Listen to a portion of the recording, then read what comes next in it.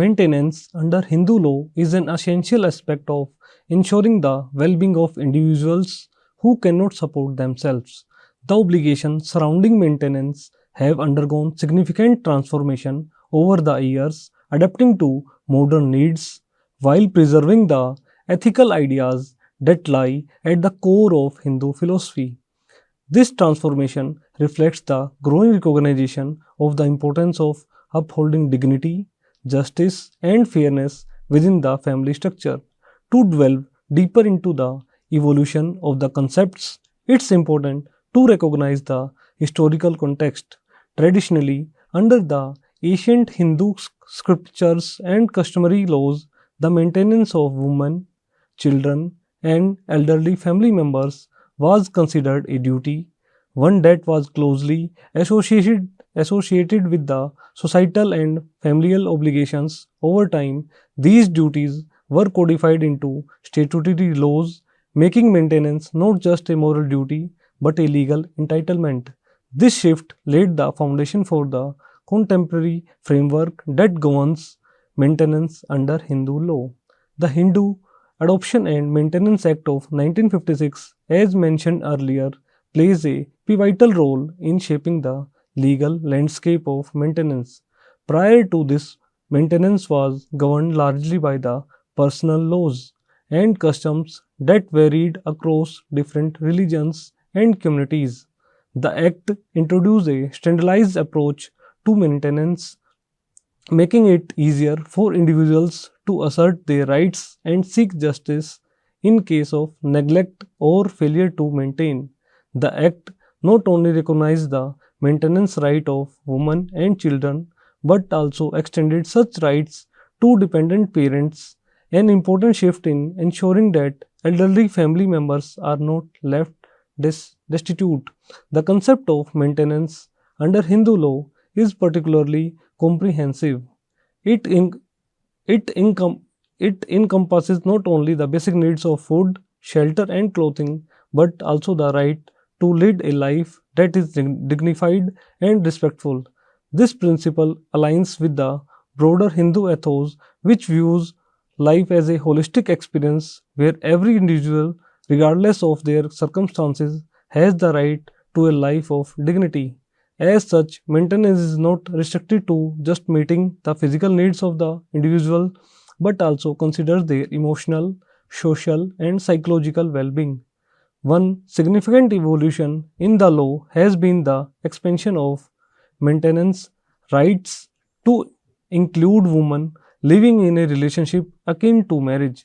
While this was not always recognized in the past, judicial interpretations and reforms have broadened the scope of maintenance to accommodate situations where a woman may have lived with a man in a relationship that is not legally formalized but has nothing less created a financial dependency. This shift reflects the reality of modern day relationships and the evolving definition of the marriage and cohabitation in society.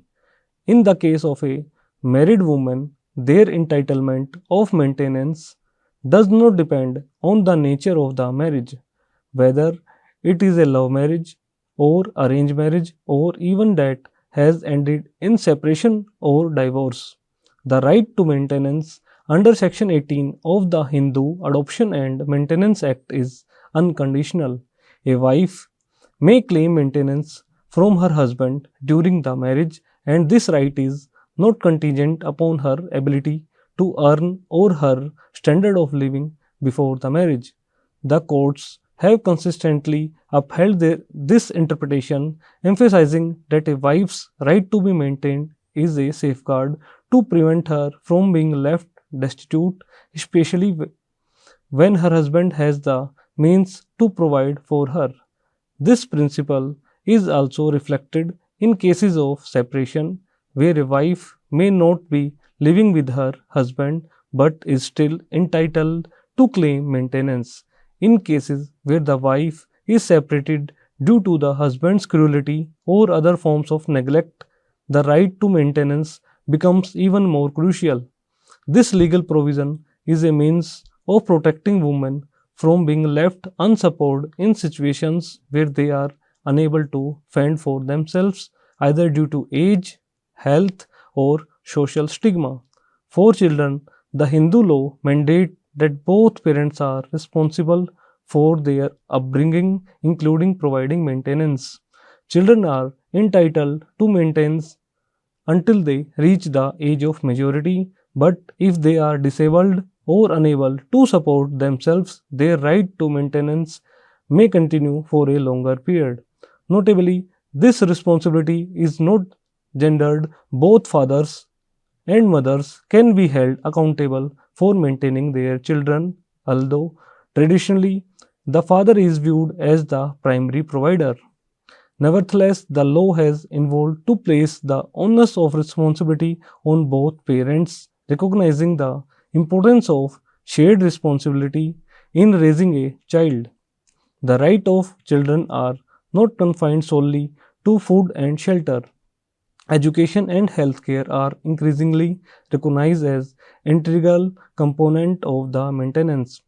Modern judicial interpretations emphasize that children must have access to quality education and healthcare as part of their maintenance, ensuring they are equipped with the necessary resources for a bright future. This broader understanding reflects the changing demands of society and the evolving role of education in securing a better life for children. Elderly parents too have rights under Hindu law.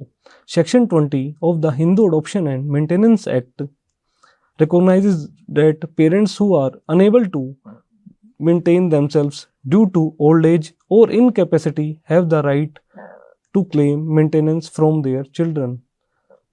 While traditionally it was seen as a moral duty for the children to care for their elderly parents, the legal recognition of this obligation ensures that no elderly individual is left to face poverty and neglect in their later years.